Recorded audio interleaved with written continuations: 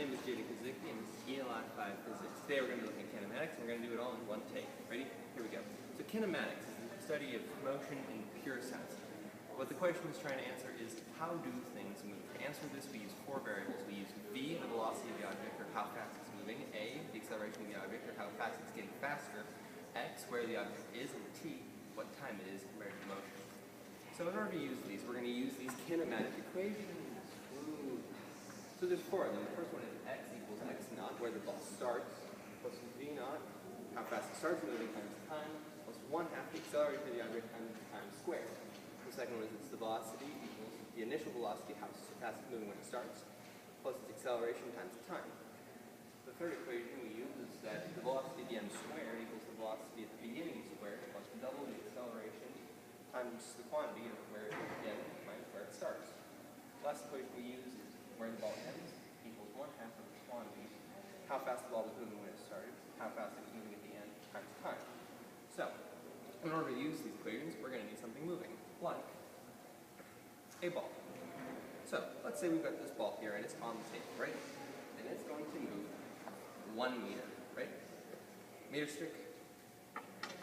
And let's say the ball starts here. And let's say we have it roll all the way across the meter stick. How fast was the ball rolling just then? Well, if we say that the meter stick is 1 meter, so let's say the ball, we're going to use this equation, because we don't think there's an acceleration of the ball since nothing was acting. So its position at the end, 1, equals half of the velocity at the end, which we don't know, plus the velocity, but we assume both of those are the same thing. So we can say that those are 2v times the time, which is just about 1 second. So the velocity is going to be, divide both sides by 1 equals, and the 1/2 cancels with the 2, the v. So we can say that the ball was moving at just about 1 meter per second. Now, for our second example, we're going to get a little bit tricky.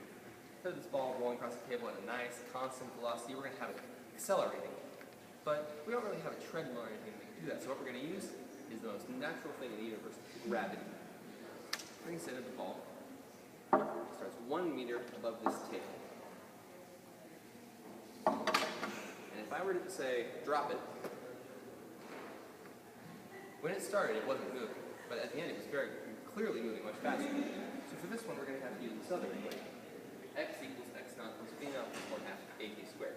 So at the end, it got to 0, because it was at the bottom of the meter stick when it stopped. When we stopped looking at it. It's going to be equal to 1, because it was 1 meter above the ground, plus its initial velocity. It wasn't moving at the start, so we're going to put 0 there.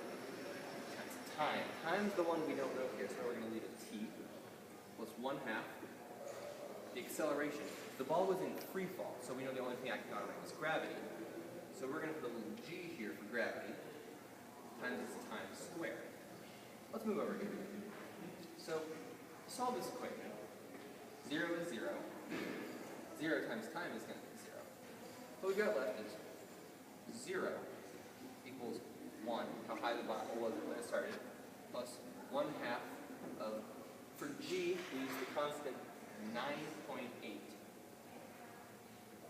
That's just how fast it accelerates things when they're moving with nothing else acting on it, times the time squared. And here we can just solve for time. So -1 times 2 divided by 9.8 equals time squared. So then time is just going to be -1 over 4.9 up. I almost forgot something. The ball was accelerating towards the ground. So 9.8 negative. So this whole thing is positive because, as you all know, we can't do the square root of a negative number. It'd be imaginary. Clearly the ball is accelerating. So the time it took for the ball to fall that distance was the square root of 1 over 4.9. That's all we're going to work on today. I hope you all understand kinematics in 1 dimension now. Next week we're going to be working on kinematics in 2 dimensions if the ball's falling and moving to the right. And